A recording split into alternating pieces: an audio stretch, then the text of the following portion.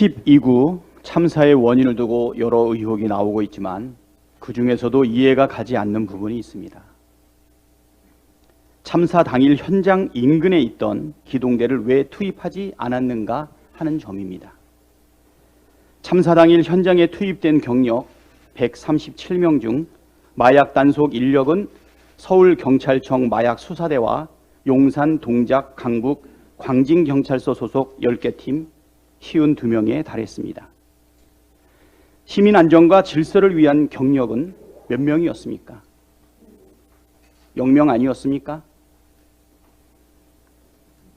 마약 단속 인력이 대폭 증원된 이유가 김광호 서울경찰청장의 지시 때문이었다는 보도가 나왔습니다.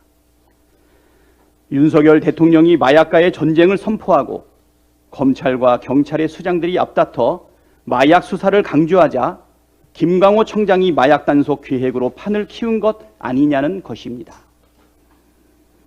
실제로 대통령과 정부는 그동안 마약 단속을 내내 강조해 왔습니다.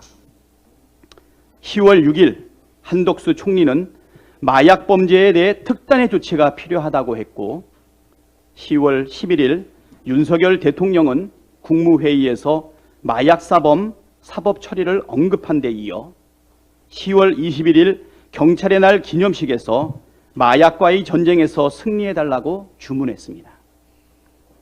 마약과의 전쟁을 주도한 것은 법무부와 검찰입니다. 법무부는 지난 8월 시행령 개정으로 마약류 유통 관련 범죄를 경제범죄로 규정해 검찰이 마약 수사를 할 수 있도록 했습니다.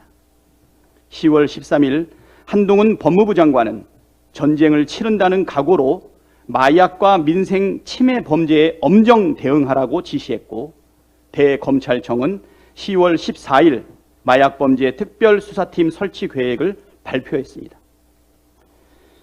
참사 3일 전인 10월 26일에는 마약류 관리 종합대책 당정협의회까지 열렸습니다. 경찰은 참사 당일 이태원과 홍대 인근 강남 지역에 마약 단속 인원을 투입했습니다. 경찰은 기자들에게 이날 오후 10시경 10시 반부터 이태원 일대 마약 단속을 나간다는 문자를 보냈다고 합니다. 수많은 인파가 뒤엉켜 질식하고 압사당하던 그 순간에도 마약 단속에만 관심을 기울였던 것입니다. 기동대가 투입된 건 사고 발생한 지 1시간 25분이나 지나서였습니다. 상식적으로 이해가 되진 않습니다. 정말 세간의 의혹대로 마약 단속에 방해가 될까 봐 기동대 투입을 미룬 것입니까?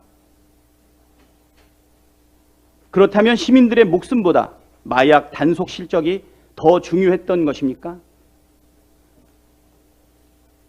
만약 이게 사실이라면 관련자들은 응분의 책임을 져야 할 것입니다. 윤석열 정부 들어 국정원이 정권 호위대로 전락했습니다. 전임 조상준 국정원 기조실장도 윤석열 대통령의 최측근이었는데 또다시 윤핵관 보위에 앞장섰던 정치검사를 국정원 2인자 자리에 앉혔습니다.